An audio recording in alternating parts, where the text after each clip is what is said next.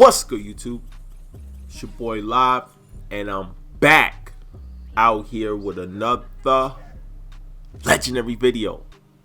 And in this video, we take a trip over to 1561 Gnostics main Gen 2, and we got up in that cube. Make sure y'all drop a like, hit the subscribe button.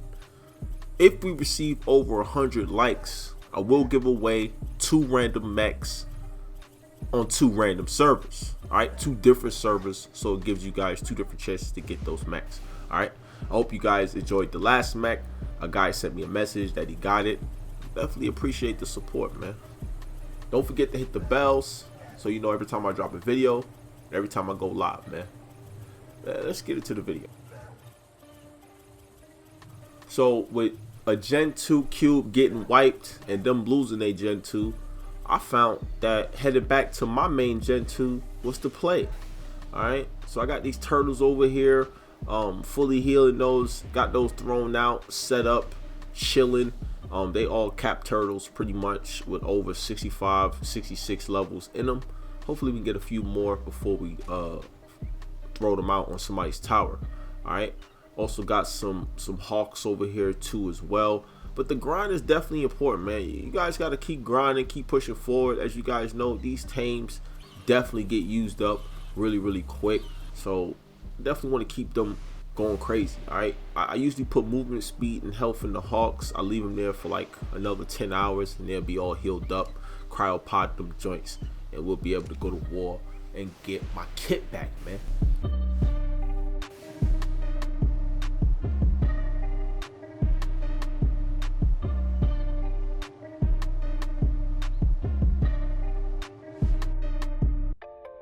Still on my grind. It's definitely a sad situation that I'm using a bubble Strider to farm Ellie. This is not even my Strider, guys.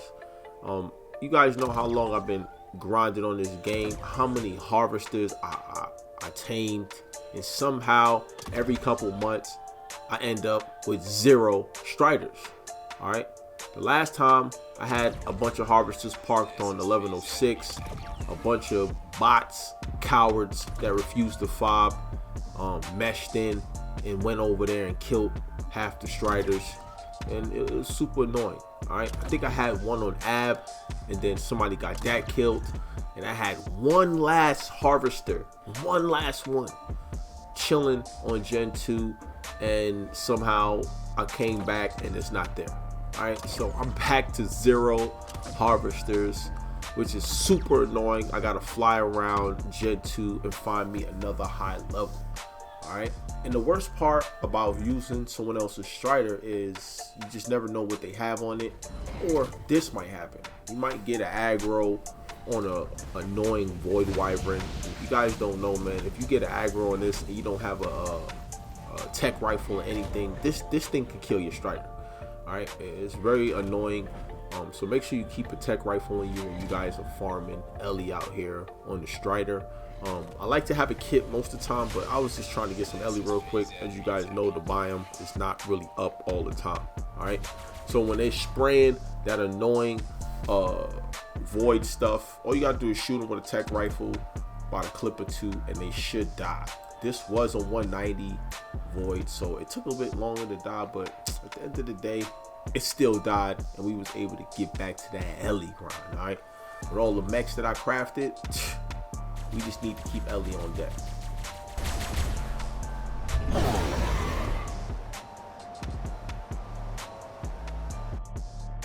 So shout out to the big NXT.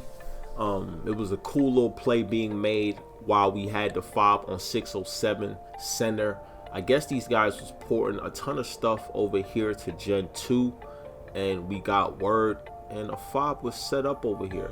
Alright, it was really late. I think it was about 10:30 at night Eastern. It was right before I was about to pass out, and I saw the ad and said, you know what, let me head over there and bring some stegos and see if I can get some content right before bed. And I ended up spending, like, you guys don't want to know, I ended up spending around 5 to 6 hours, right? I definitely got no sleep. Is because obviously we got into cube, and I want to extract as much loot as possible. All right. The loot was absolutely incredible. As you guys know, Cube is gonna have good loot, period. It's one of the hardest bases to get into online, and these guys was having issues online defending this Cube.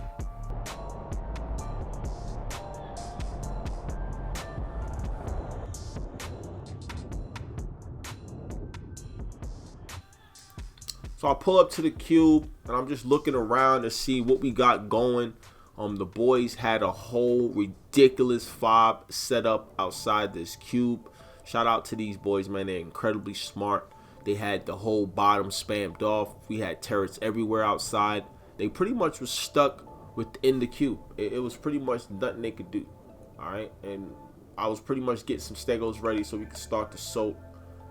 It was definitely a lit situation.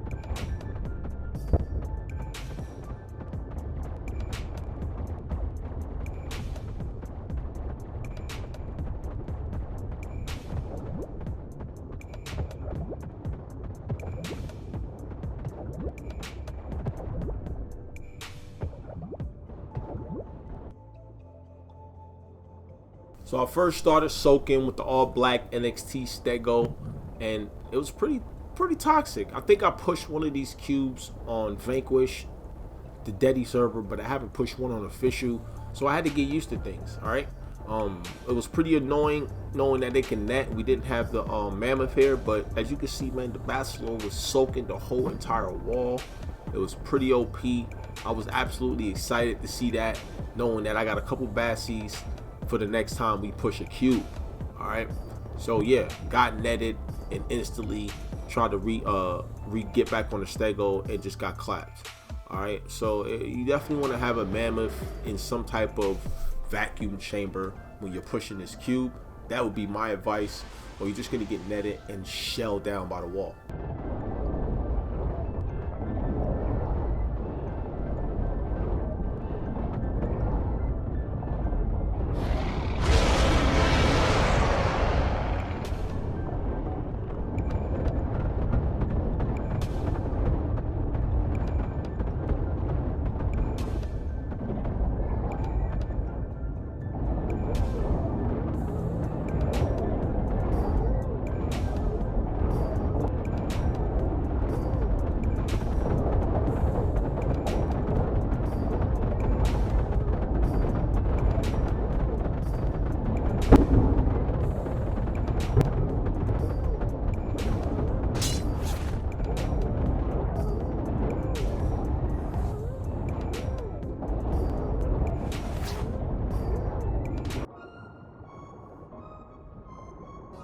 So after dying and soaking a little bit, I decided to hop on the Bassi.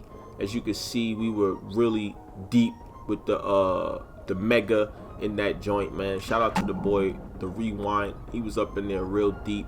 I was trying to soak whatever I could with this, what do you call this? This Basilo. It's one of my favorite dinos in the game just because of how much health these things get up to. I think these joints got like 300,000 health, 400,000 health, something like that. It's pretty insane. All right, so you can pretty much soak for a while. If I had the mammoth buff, I literally could have just stood here the whole time. The only thing they could have done was probably fly a tappy or something to pick me. All right, but the push was definitely strong. We had the mammoth on the way, and we knew after that we was going to be able to get in there for sure.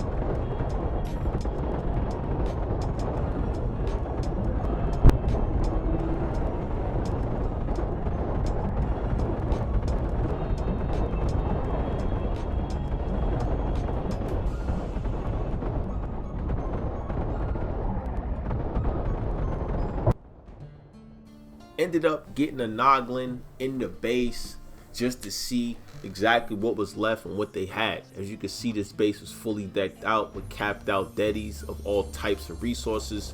It was a little bit like right there. That's why that guy just sort of disappeared. I was looking for guys to grab with the Nog, not to cut the Jenny off, because the Jenny was buried and hidden very, very well.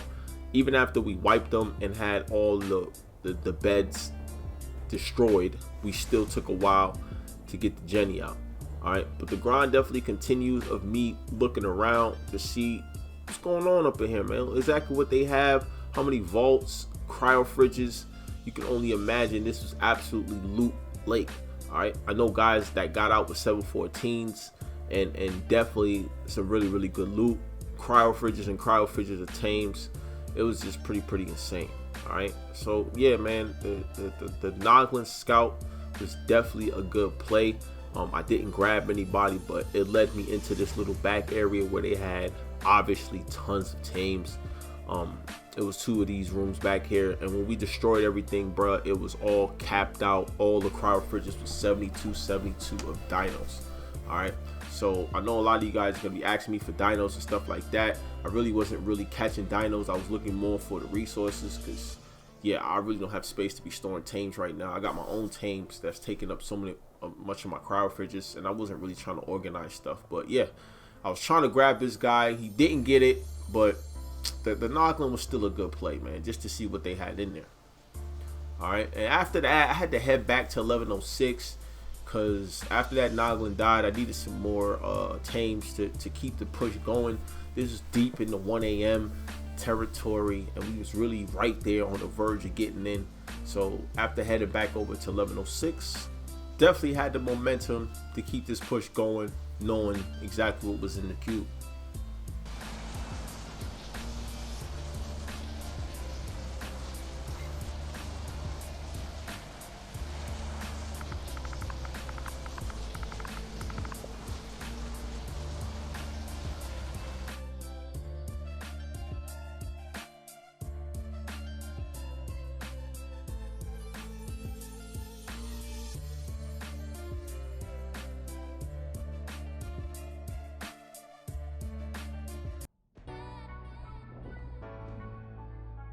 So when I got back over, the boys pretty much had stegos at the front entrance of the cube.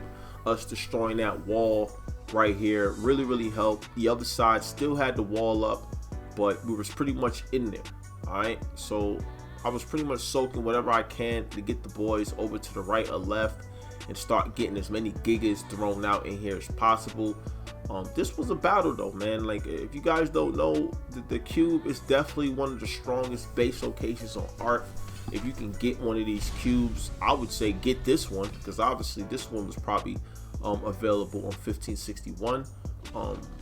If we still probably have still turrets in there, but if we don't, then I don't know, maybe somebody can move in if we took all our stuff out, or I'm not sure what's the play. But when these videos come out and you see big base locations like this get wiped, it's very important to go check those servers and see if you can possibly live in there, possibly build the wall a lot better to survive a mega tribe. Because if you can survive 10 to 12 hour push, chances are you're gonna break whoever's pushing, and they're gonna lose momentum, and you're gonna be able to wipe the 4 or 5 outside and be able to get back and hold. The key is to hold when you're playing defense. The key is not to just always attack and get them wiped off. The key is to survive. And I think these guys did a poor job at trying to survive. I don't even think they made any attempts at trying to survive, which is why they lost the cube.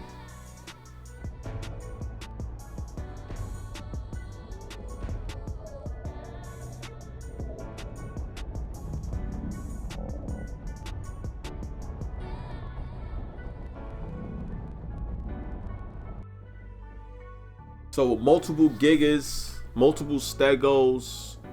They had just one last part of the cube they was holding on to, which you can see right there at that back corner. They had the bubble extended, and it really helped us because we didn't have the whole wall to soak. We just had a few turrets to soak, and once the bubble was down, that was pretty much it.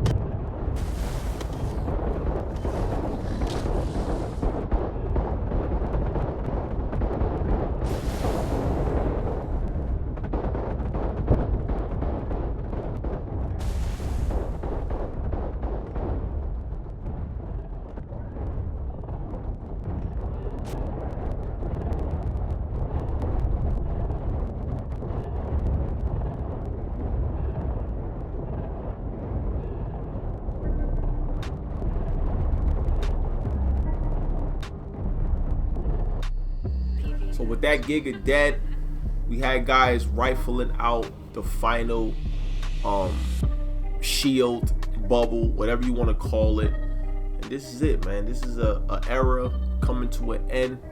Noctic's probably been inside this cube probably for a year and a half. The loop, it looks like they've probably been here even longer. Probably been here since Gen 2 came out. Because like I said, the cube is really, really strong. But like I said, if you don't got the guys to defend and hold off a mega tribe, hold off guys from getting in, it's over, man. It doesn't matter how much turrets or loot you got. You got to make great defensive plays, and you have to really, really lock down your area. The fact that we had spam control outside the cube was all she wrote. All right, so you can see the bags everywhere. I just clapped my man Cookie, trying to slide out of here, man, and it was really over, man. It was a lot. And when I tell you guys, it was a lot of loot in this cube, man. A lot. The Mex is in here shredding all their structures. Once you see me hop off this Giga, you already know, man, what time it is.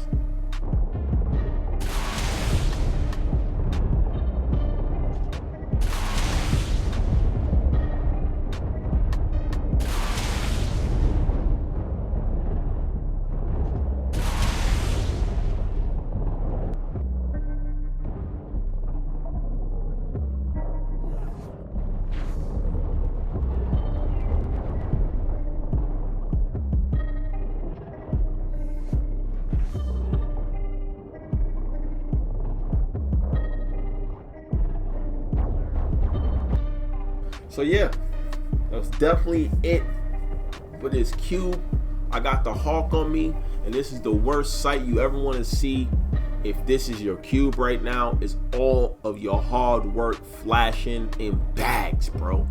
All right, as you can see, I'm going to fridges and looking at 72 out of 72 attains. All right, they definitely had cap stalkers. Everybody pretty much got cap stalkers, but I was more interested in the Reapers. I really wanted to get some Reapers for major fobs. I didn't have many Reapers and basilisks. What's the snakes called? Whatever those are, I needed some of those, and I really didn't care too much for all the other tames because I got tons of everything else. But if you imagine coming back to this game and you don't have no tames and getting into a base like this, you go from broke to rich overnight, bro. Like, it's just insane. You got enough tames to do whatever you need, trade, whatever. And they had endless amounts of resources. As you can see, I'm looking through bags and bags and bags and bags of CP. More CP than one would ever think that you would ever need in this game. Was all right here in this little corner. I did get a slot cap or two out of CP just because when I make my C4, you gotta use CP, right? And if I don't need to use my points to buy CP, I can fund it from these guys. It was super important. So that's what I was doing. I was more so resource hunting. We was definitely stashing all the LE. I already know we got over 200,000 LE. It's probably more than that, but the last time I checked, it was over 200,000 LE. So we could just move into this server and just start crafting. As you can see, this is where the Jenny was. I'm thinking maxed out in shards. Really tough spot for us to get into, man. Look at my guy Welshie, Jit 2.0. Always for the smoke, man. But again, man, I appreciate you guys for supporting me, supporting the content. NXT has been going really strong, pushing forward. Oh, and I needed some Megalodons. I don't even think that I grabbed any. As you can see, they all Megalodons right here. They look like they got some decent stats. I hope I grabbed those, and yes, I did. I did grab Megalodons. All right, so I do need to breed up some Megalodons and get some tech saddles or those for the water PvP and for the North Snow pushes. And yeah, man, it's definitely a fun situation. The grind will definitely continue into the future, man. All right, but all you guys that been watching the content and want to keep seeing me drop videos, trust me, I got you guys, man. We'll keep pushing forward, keep giving you guys what we need, man. But anyway, it's your boy Live, back to the lab, back to creating, back to doing what I do. Listen, Noctics, I heard half of y'all joined EOD. Make sure y'all reclaim all your dinos, and get ready, because inevitably we coming. I'm gone.